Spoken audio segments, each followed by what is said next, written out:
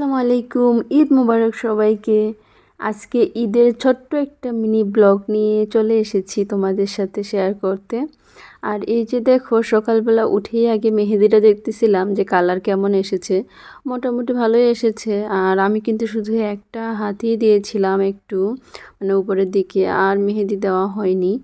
তারপর এই তো এখন আমি কিন্তু সকালবেলা উঠে গোসল করে নিয়েছি এবং রেডি হয়ে গিয়েছি। মানে খুবই সিম্পল একটা ড্রেস পরেছি, যা বাসায় ছিল।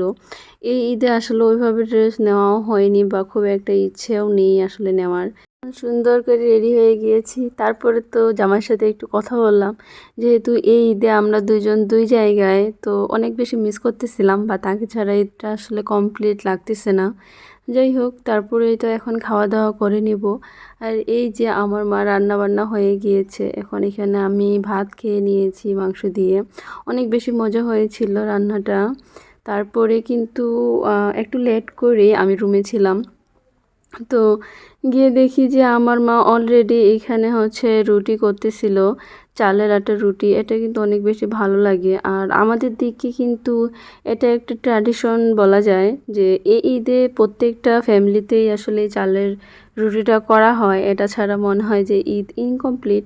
তারপর তো আমি এটাও খেয়ে নিলাম, আর অনেক বেশি ভালো হয়েছিল। তো আমার এই ছোট্ট ভিডিওটা কিন্তু এইখানেই আমি শেষ করছি। আর তোমাদের কাছে আমার ভিডিওগুলো কেমন লাগে অবশ্যই কমেন্ট করে জানাইও। আল্লাহ হাফিজ।